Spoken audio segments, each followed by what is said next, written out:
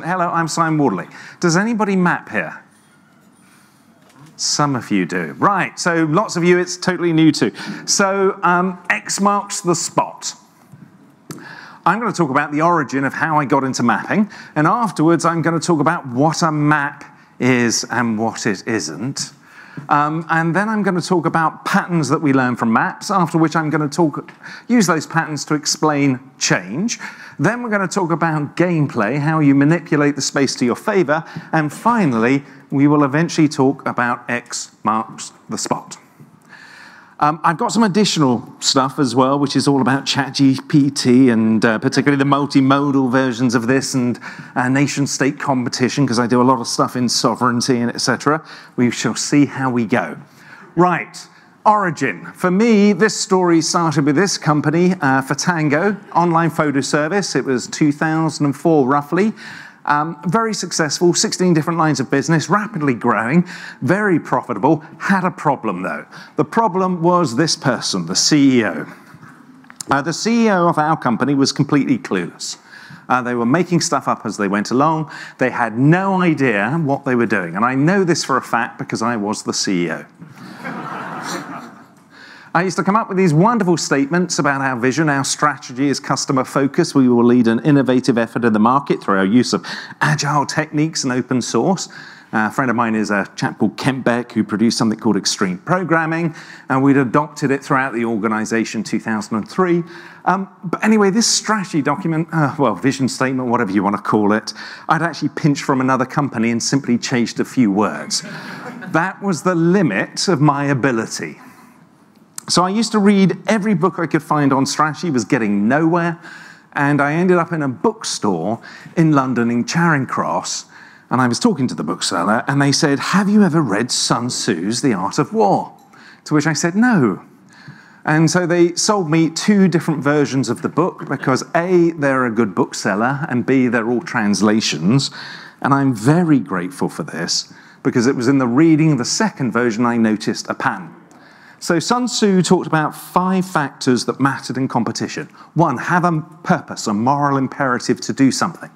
2, understand the landscape you're competing in. 3, understand the heavens, the climatic patterns, the weather, so how the landscape is changing. Then understand principles. Your collection of principles are called doctrine, and how you structure and organize yourself. And finally, you're into the leadership bit, which is all about gameplay. So I was quite excited by this. And then I came across the mad major, John Boyd. Because John Boyd, if you didn't know, created something called the OODA loop. So this is John Boyd. And if we think about this cycle, what he talked about, the first O of the OODA loop was to observe the environment. And that's what landscape and climatic patterns are about. Observe the space you're actually operating in. Then you need to orientate yourself around that space. That's the second O. And this is where principles come into play. So things like focus on user needs, etc. This is going to change the way you think about a space. Then you need to decide where you're going to attack, and then you act. And that's the D and the A bit, which is all about the leadership. Now, I was really excited by this because it's the first time, this was back in 2004, early 2005, it sort of made a little bit of sense to me, and I started to look into the subject of landscape, and that's what brought me on to maps. Now, I read everything I could find on military history, because they like to use maps there to learn from one battle to another. One of my favorite is this particular battle, the Battle of Thermopylae. So Themistocles, ancient politician, Greek general, had a problem. The Persians were invading, about 140,000 odd Persians, decided to block off the Straits of Artemisium, force the Persians along a coastal road into a narrow pass, where a small number of troops could defend against a larger force. There were about 4,000 Greeks in the army, their independent city-state. Included in that was 300 Spartans. That's where we get the story of the 300 from. And I was like looking at this, fantastic. You can talk, we could defend around Thebes, there are different options, what are we going to do? Brilliant. And so I started to think about how I made decisions in my business. And I used something at that time called a SWOT diagram. Has anybody ever heard of a SWOT? Right, so I created a SWOT of this battle. Here we go. Strengths, a well-trained Spartan army, a high level of motivation not to become a Persian slave. Weaknesses, the E4s might stop the Spartans turning up. A truckload of Persians are turning up. Opportunities, get rid of the Persians, get rid of the Spartans. We're actually Athenian, we hate the Spartans. And the threats, the Persians get rid of us, and the Oracle says a really dodgy film might be produced a few thousand years later. All right, so I put these next to each other and said, what would you use to communicate and determine strategy in battle? Position and movement, or some sort of framework like a SWOT diagram. What would you use? Map. And I was looking at myself and thinking, oh no, I'm using these frameworks. Right, I really need to use a map. So I went back into my organization and said, everybody send me all the maps that you have. And they sent me loads. I got sent business process maps, mind maps, systems maps, lots and lots of maps. I was really quite excited. And I took one of the maps. Here it is. This is a system map for an online photo service. And there's a component I've shaded, CRM, and I move that component across the screen. Okay? And I thought, wow, amazing. How has the map changed? What do you think? How has the map changed? Not at all. At that point, I was really disappointed because I know if I take a map and I shift Australia and put it next to the UK, that map has changed, so why has it not changed here? Well, it turns out all these maps had one thing in common. None of them were maps. They were all graphs. So to explain the difference, the three images at the top are all graphs, and they're all identical. 3 places, Nottingham, London, Dover, connected by roughly 2 roads, the M1, M2. They are all identical graphs. The 3 diagrams at the bottom are all maps, and they're all completely different. Why are they different? Compass, yeah. What is it about the compass that changes things? Can you spot?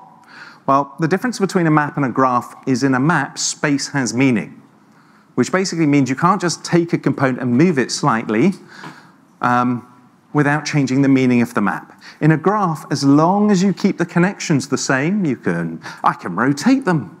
Same lengths and everything else, doesn't change the meaning. If you do that with a map, it changes the meaning. So I thought, right, okay, space has meaning.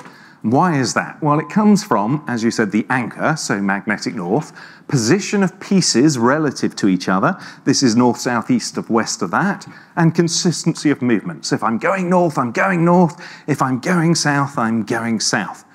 So at this point, I was like, right, can I use this to map my business?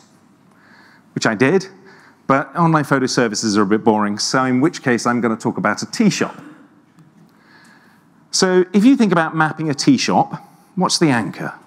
Well, we're going to start with 2. We're going to start with the public, who hopefully want to consume our cups of tea, and the business that needs to sell cups of tea.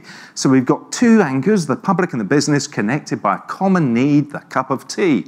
We might also have regulators, we could have shareholders, we could have all sorts of people. Now, a cup of tea has needs. It needs a cup, it needs tea, it needs hot water. Hot water needs cold water, it needs a kettle. Kettle needs power.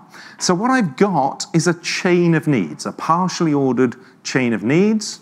And the further I go down the chain, the less visible the components become to those at the top. Still essential, but less visible. So to a member of the public, the cup of tea is far more visible than the power that you use to heat the kettle to make the hot water to make the tea in the first place. Now this is a graph still. I've got anchor and position, I've got no movement.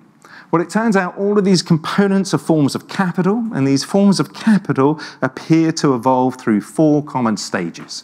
We start off with the genesis of novel and new items, then we get custom-built examples, then products and rental services, and eventually commodity and utility services. So what I can do is I can take my graph and just go, how evolved is these components? And now I've got anchor, position, and movement, and this is a map. Now, what I'm really doing here is I'm actually exposing my assumptions about how to build a tea shop. in a way that you can see my assumptions and also challenge what I'm doing. Would anybody like to challenge my map? Yes. Why have I got custom-built kettle? Somebody said over here. Exactly. Why have I got custom-built kettle? Now, most organizations, we run on stories, and we have entire industries which tell people that great leaders are great storytellers. And that creates a problem. Because when you challenge somebody's story, you're actually saying you're not a great leader. So people get very, very defensive. Execs like to talk about challenge, but what they mean is I challenge you, not the other way around. The beauty about putting the story in a map is I can say, I think the map is wrong without saying you're wrong. So let's have an example of this.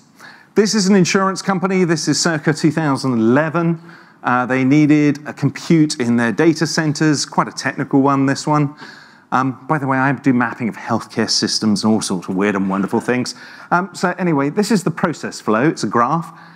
They need compute, order server goes into goods in, they modify, mount, and rack it, and there's a bottleneck there. And they spent 6 months looking at this bottleneck, got a whole bunch of vendors come in, they worked out a plan to get rid of it using robotics, they're about to invest millions, and they've got beautiful financial figures, return of investment calculation sub 1 year, and somebody says, can you go and have a look at this problem? Now, I can't turn up and say, why are you investing in robotics? They've already created the story. Now, who am I? Some person who turns up and challenging their ability as great leaders? No, can't do that. So I asked, could we map it? And there was lots of resistance, and then they said, all right. And 15 minutes later, we had a map. User needs compute. They put compute in product, okay. Order server, they put in commodity. I would have thought compute was a commodity, but anyway, server goods in, fine, rack, mount, modify. Can you have a look at that? Anybody got a question to ask? Why is rack, thank you. Why is racking custom built? That's what I asked. Oh, we have custom built racks. Ah. What are the modifications you're making to servers? Well, the servers we buy don't fit out racks.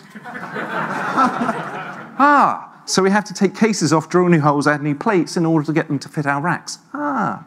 And that's why you need robotics. Yes. It took a few minutes for somebody to go, hang on, why don't we use standard racks? Okay?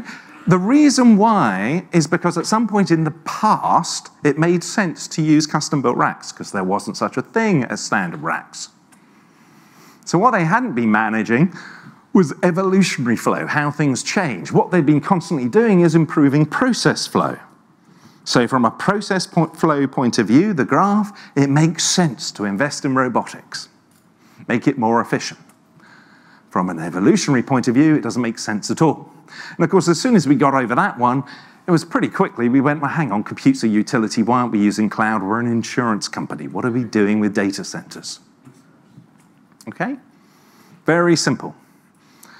These people aren't daft, by the way, simply trapped by context. If you want another example of this, a particular project was all about weighing scales. So this particular group, they wanted to invest in new weighing scales connected to their computer system, very, very flash new weighing scales. And the question was, what are you using the weighing scales for? And what they do is they weigh huge amounts of paper forms. And why do they weigh it? Because they use that to calculate how many paper forms have been filled in. Okay? Because it's actually cheaper to weigh pallet loads of paper forms to work out how many applications there are than actually physically counting them up. Fair enough. So I asked, where do the paper forms come from? They came from goods in. So we went down to goods in. Where do you get the paper forms from? Distribution sites all over the country. Great.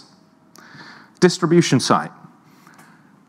You go there, it's got printing facilities and all this sort of stuff. What are you doing? We're printing out the paper forms. Okay. And what are you doing with them? We're sending them to group over here. Okay. And where are you printing them out from? Well, our users fill in our online website, and then we print out the forms. Ah, and you send them by courier? Yes. Do you know what they do with them? I don't know. They weigh them, to work out how many you printed out, which is the number of users who filled the online form. The whole lot can be replaced by select count star from table. All right? Again, these people aren't daft. One project alone, this is Liam Maxwell, saved about 400 million by mapping it out, about 1.5 billion in its lifetime. Mapping these days is used, as I say, I use it in all sorts of wonderful areas, even in space. This is Planet and NASA, the groups doing the carbon mapper satellite, actually use mapping behind the scenes. Now, one of the things I do with maps is what I call pre-mortem, post-mortem. So before I do something, we map the space out and we do all that challenging, cups of tea, etc. Why are we, custom building things, whatever. And then after we built it, we do post-mortem learning. So we look at what's changed and what we thought on the map, and it's through that that we learn patterns. So I'm going to go through an example of a pattern. This is HS2, high-speed rail, very topical at the moment. Tough luck. Oh gosh, I have no idea what Manchester's going to do now. The capacity issues, it's terrible. Anyway, out of separate discussion, this is James Finley, former CIO of HS2 high-speed rail. This is the systems graph for building HS2 in a virtual world. Now, the reason why you build HS2 in a virtual world is it's cheaper to dig up a virtual world and go, whoops, we've got that wrong, than the English countryside. So this is the graph for doing that.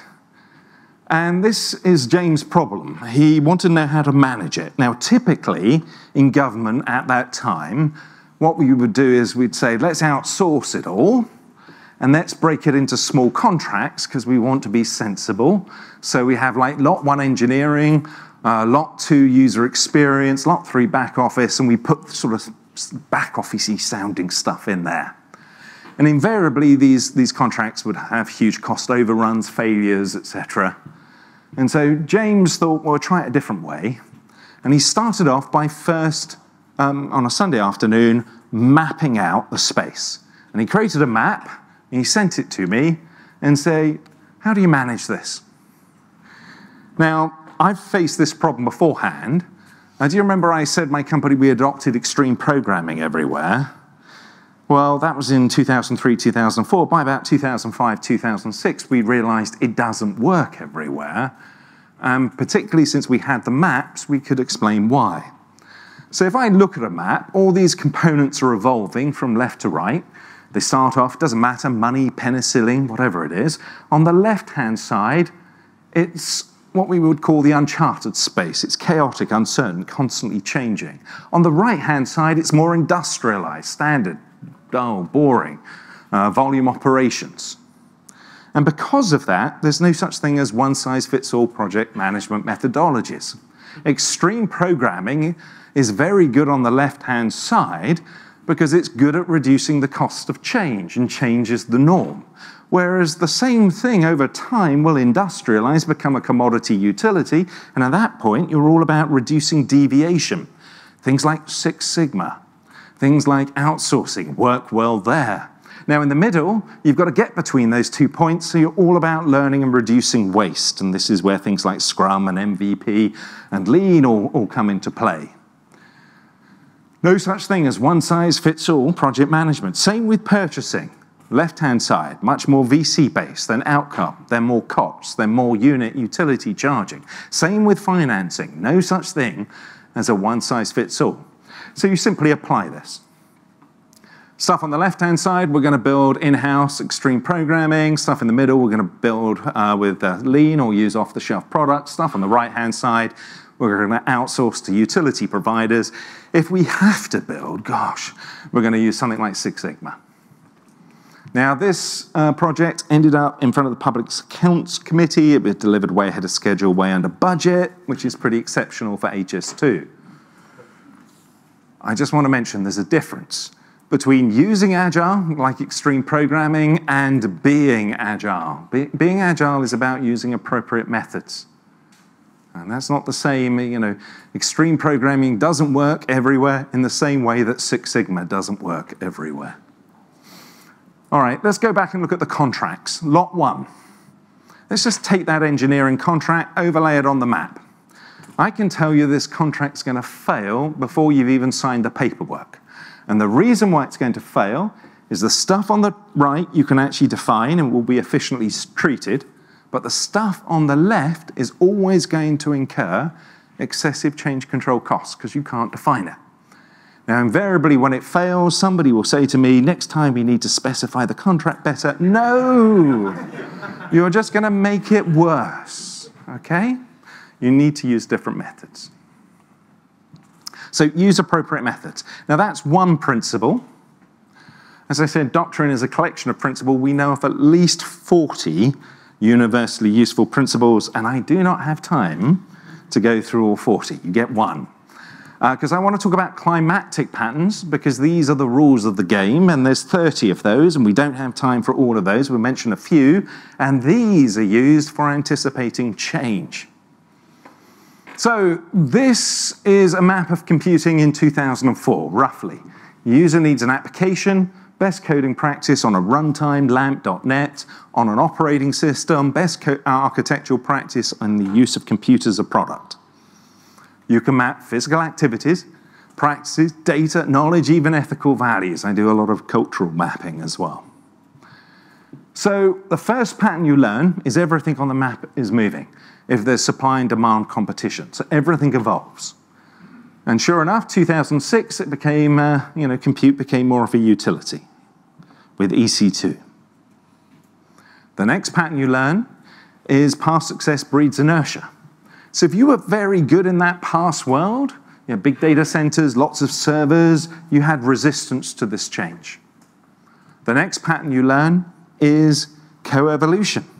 As the underlying components evolve, you get a change of practice. So we went from what's called high mean time to recovery, which was compute as a product, so it would take weeks or months to get a new machine. So we would do lots of things called disaster recovery test, N+1, and capacity planning. Does anybody remember those? Good. Right, so as it evolved, we got low MTTR, so it would take seconds to get a new machine. We didn't need any of that old rubbish anymore, so we started doing distributed systems, design for failure, chaos engines, eventually things like continuous deployment, because we weren't waiting months for the machine to turn up. You can't do continuous deployment if you are waiting for the machine for months. So eventually those got a name. Andy and Patrick called it DevOps anyway, but that's standard. The next pattern you learn is efficiency enables innovation. So if you build with bricks, it's faster to build a house than if you use clay. And the next pattern you learn is that higher order systems create new sources of value or worth. So as underlying components evolve, you get a change of practice and you get new systems of value, things like Netflix. Okay, so that's pretty basic. But those are quite powerful patterns. If you have a look at this, you've got things evolving, you've got efficiency, you've got new speed through new practices, you've got new sources of value, and that's just by applying standard patterns to a map. Anyway, this is what I did in 2008, slightly more complex version, and this is used to work out where to invest. So very much focused on adoption of cloud. The new emerging practice, I didn't know it was going to be called DevOps. We would just be involved in whoever was building that stuff and the new things being created. And we also used it to work out where not to invest. So not data centers, existing architectural practice. And when I say we, I mean a company called Canonical. Does anybody know who Canonical is? Yeah?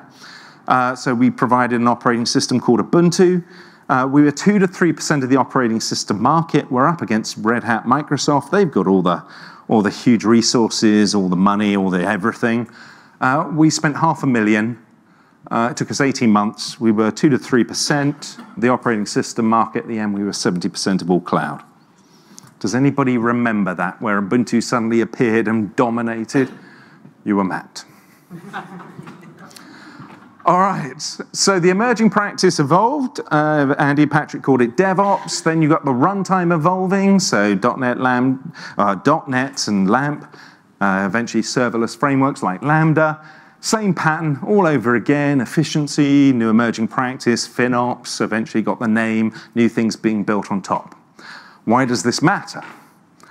Well, where you invested in 2016, so you would invest in serverless, in the new emerging practice, in the new needs, and all the stuff below is now heading towards the new legacy. That includes DevOps and cloud. That's 2016, is completely different from where you would invest in 2008. So in 8 years, where you would attack has completely changed. 2008, it's all about DevOps is the future, cloud.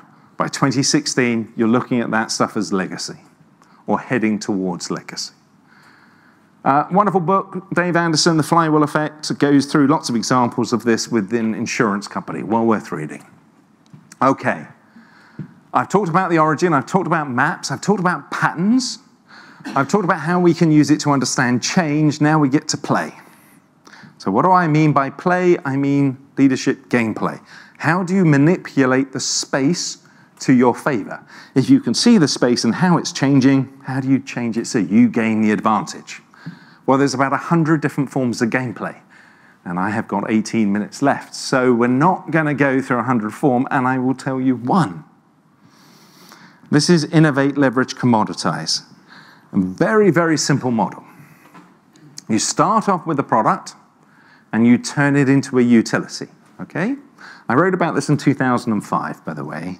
So let's say we take compute, we turn it into a utility. Let's give it a name. Let's call it, I don't know, EC2. And we expose it through an API. Then everybody else can build on top.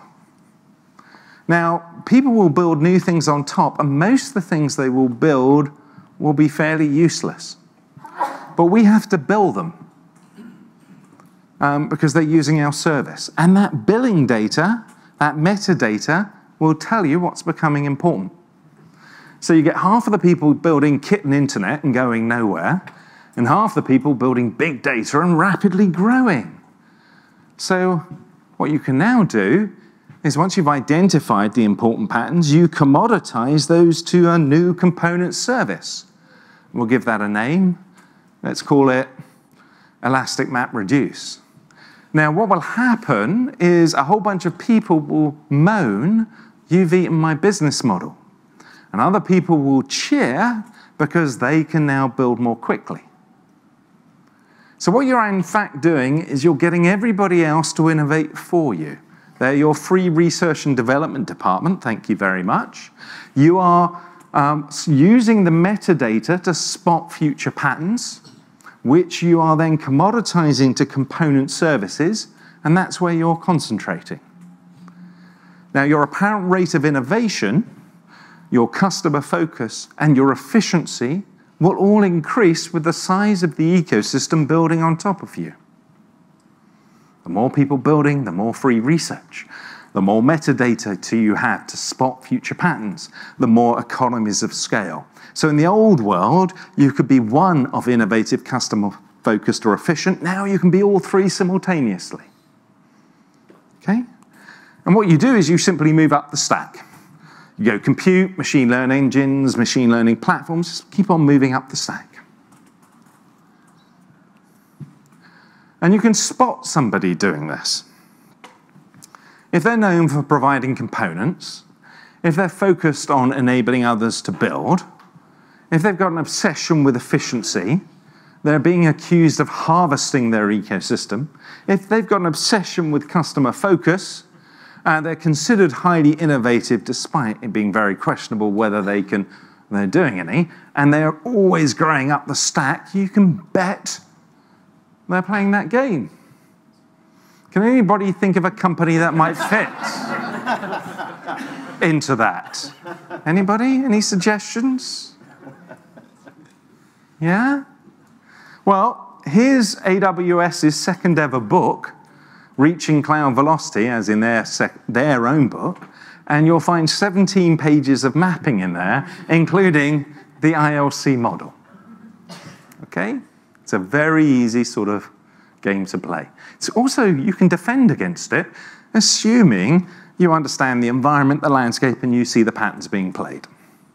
So now I want to come to X marks the spot. So Barry set this question for me ages ago. how do I work out where to invest in an industry? He said this because he knew I was doing some research on that question itself. So the way to do this is, well, these are what we call signals.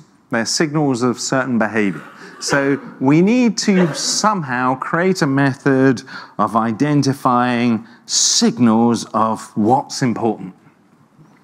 So I've done this now with defense, finance, healthcare, education, agriculture, about 15 different industries in total.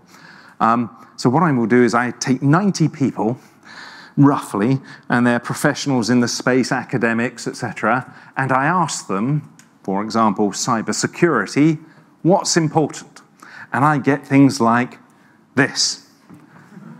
And it's just like, really? All of this is important. Zero-day threats, physical rights, root of trust, security awareness, training, reputation. Yes, it's all important. Okay, this is noise. I need to somehow work out what matters in this space. So I thought, maybe we should map all of that. But how the hell do we map all of this? So the first thing I do is I get those groups normally to categorize into themes. So we take all those words and they sit around, it takes about an hour to 2 hours, and they put them into themes like technological advancement or risk management or trust or whatever it happens to be. Great, I've now got some themes. And then what we do is we get them to select a few of those themes, normally about 6, 7, 8. So data, threat, security awareness, and then we get them to go map those themes out. Now, why would I do this? Imagine you wanted to find out what mattered in Paris, and no one had ever mapped Paris before, so you wanted to know what features were important. Well, you could send a team out there to map Paris, and they come back and they've got a map, and you say, right, what's the most important feature of Paris? And they might go Pierre's Pizza Parlor. Why? They mapped it from a perspective of good places to eat pizza. And maybe Pierre's Pizza, okay, fair enough. So what you do is you send multiple teams out to map from multiple perspectives. And so when they come back, you know, you're going to get Pierre's Pizza Parlor highly ranked in one, and maybe the Eiffel Tower a bit lower, but you'll see the Eiffel Tower being mentioned in others. So what you can do is aggregate across multiple maps to identify what actually matters. So that's exactly what we do. Each of the teams go out. They normally take about 5, 6 hours to map out a space. They, for example, cybersecurity from the perspective of people. And they talk amongst themselves within this group of 8 to 9 people about all the different components. They map it out. Now, this map's not a perfect map. All maps are imperfect representations of a space, but that's okay. What we can now say to them is, what are the really important things on your map from your perspective? And so in this case, they go from a point of view of people. For cybersecurity, what matters is regenerative supply chain, regenerative culture, cyber biome. I don't even quite sure what that is. Process automation, protective filters, great. But you've got one of these for trust. You've got one of these for risk management. You've got people. You've got technology. Now we can aggregate. And this takes about 10 hours in total for an industry. And what we discover is this. The things that really matter and where we should be focused and investing in cybersecurity appear to be creating resilient cultures, cyber immunity, supply chain awareness, and the growth of AI. So supply chain awareness, we have poor understanding of the software supply chain, even though we are starting to get things like SPOMs. Cyber immunity is how we toughen up our own organizations, so by constantly attacking them, and not, as one CISO said to me, we attack our organization, and then everybody who fails, we have a wall of shame where we put their face up. No, that's not how you build a resilient culture. And accepting the fact that you are going to be attacked, and then putting in place techniques to build that resilience from that. So then what I did is I went and reviewed all the analysts I could find, about 30 of them, not all of them, but just 30. And it turned out that analysts love to talk about things like nation-state actors, apparently really dangerous and really, I'm sure they think they're generals, growth of AI, and then process automation, that's obviously some vendor selling some stuff, and horizon scanning, which sounds like more analyst reports. And the things that we thought were really important, resilient culture, cyber immunity, supply chain awareness, are right down the bottom. Now, you don't need to worry about that. Now, I did this with healthcare, and like the top #1 things we should be focused on is health outcome. I mean, there's several, but we don't measure health outcome, by the way, in neither the US nor the UK, nor in other places like Colombia. We don't actually measure health outcome as in patient-reported outcome measures. Well, we do for things like knee operations, but for most things, we do what are called ClinROs, so clinician-reported outcomes. So actually, we don't really have a healthcare system, we have a sick care system. What we're very good at is if you have symptoms, treating your symptoms. Then we'll send you right back into the same environment which made you sick in the first place, and we know this because we're not actually managing your health. So #1 was like health outcomes. We should measure and audit against those. And I looked at the analysts, and the analysts were like, well-being. Well, okay, it's a $130 billion industry, fair enough, loads of money to be made. We don't actually know what healthy is like, so I'm not actually sure how we're doing well-being. But again, the focus, very, very different. And then we did sustainability. And sustainability, again, these are all people working in the field. We came up with the things that we need to invest and focus on are civic engagement, compliance and auditing, and measurement. Like civic engagement, #1 by a long shot. And I looked at the analyst, and it's all about technology innovation, carbon capture, that's where we should be investing. Financial system, new metrics for how we're killing the planet, and things like involving civic engagement, measurement, right down the bottom of the list. So I saw this in defense and agriculture, just the same pattern repeating. And I eventually, because I'm quite silly, realized what was going on. By mapping it, we're looking actually how to fix the problem. So how do you make a system more sustainable? How do you make, where should we invest as a society in healthcare? How do you improve the issues of security? Whereas on the other side, it's all about where we make the money. It's all about return on investment. How do you make the most money? Where is the growth opportunity for you? And the big problem with investment turns out to be where you make the most money is not necessarily where you need to focus in order to fix the problems. And so that leads me all the way back to purpose. So whenever you're mapping and mapping a space out, really think about what your purpose is. Am I just trying to get wealthy? Fair enough, just be honest with yourself. Or am I trying to actually do something good? And specifically when you think about investment, you need to ask yourself that question. And at that point, I talked about the origin of maps. I went through how do you actually create a map and why most maps are not maps, they're actually graphs. We talked about different types of patterns. Climatic patterns are the rules of the game. Doctrine, these are principles of organization. Then you're into things like leadership, which is gameplay. The climatic patterns, the rules of the game, are useful for anticipating change. So you can take a map and apply those patterns and see what is happening. You can use that for investment, fair enough. You can also manipulate the space. This is where we're into leadership patterns, which are forms of gameplay. But if you want to, you can look at a wide industry. And you can do this, again, as I said, it doesn't take long. Now we've developed the techniques for doing this, and it's all Creative Commons, this stuff. You can do it in defense and finance, etc. But the problem that you face is you have to really ask yourself, If I'm investing, why am I investing? Is it growth, or is it because I want to improve the system?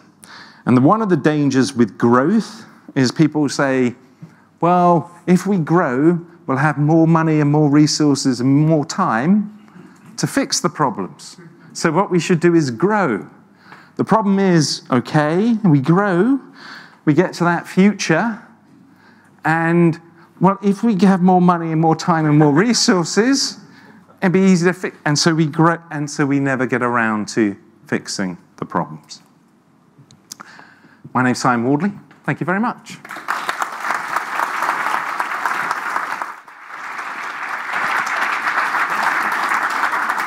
Now, I've got 4 minutes left. Fine, you can have your 4 minutes. Okay, so I can talk about communication, I can talk about, which is where we get into one of the things I find fascinating about ChatGPT, the multimodal version. Got to make a big distinction, or sovereignty, or we can have some questions. What do you want? More? Okay. This, are you sure you want more? Okay, so this is a map of coherent city transport. A whole bunch of city planners from Budapest, Düsseldorf, all around the world came together and we mapped out transportation. So I do lots of things like, as I said, mapping healthcare type systems, defense, and all sorts of agriculture. And this is city transport. Now, what was interesting about this map is we talked about city functions. So in a city, you have functions like police or shops. And those city functions occupy a space, and that space has means, or ways, I should say, and modes of transport. So ways are things like roads, and a mode of transport would be cycling or driving a car. Now, during this discussion, somebody said, well, hang on a minute, we can have city functions in a virtual world as well. So we added virtual as a space, to which somebody said, well, hang on, what's the ways and means or mode of transport in virtual? And of course, what we have is cable and air. That's the ways, and the mode is internet access. And this led to a discussion where we realized that virtual was a transportation system. And just to really spell it out, this is my friends in Budapest. They sent me back this image. They're all city planners because they've been worrying about congestion. They said, look, 50 people in 33 cars, 50 people in bus, 50 cyclists, 50 pedestrians, 50 people in virtual spaces. That's the impact on roads. So what you've got to consider is virtual is a transport system, and like all other transport systems, it impacts other transport systems. Now, we've spent a huge amount of money building digital twins of cities. And guess what? Almost all of them have not included virtual as a transport system. That's a bit like building a digital twin and going, damn it, we should have added roads. I mean, you know, you're missing a major component. But the interesting things are maps enabled that conversation. Now, I want to show you something else. That is the map which we had the conversation over. That is the code on the left-hand side. That code is all about rules, syntax, and style. The map is all about objects, relationship, and context. Okay? And this leads me all the way back to Nicholas Negroponte and a piece of work built on Jonna Freeman's ideas of graphical conversation theory. So when we talk about design, the process of design can be seen as a conversation between one or more perspectives, which may be in the head of one person or multiple people. And so what's interesting today is one of the designers is now the machine. But this assumes that we can have a medium where we can actually have a conversation. So most of the conversations that we've, in quotes, had with ChatGPT have been confined by text, by syntax, by rules, by styles. Write me a function to do this, improve this function. What's really interesting, and you should take a lot of interest, or a lot of focus on, because it's a difference between night and day, is the multimodal forms of ChatGPT for visual that have appeared. Because now all of a sudden, we can do what Jonna Friedman said all those years ago. We can actually start to have a conversation with the machine, and in this case, we're talking about objects, relationships, and also context. And at that point, I have run out of time, so I won't show you any more. Unless you, because I won't overrun. Right. Thank you.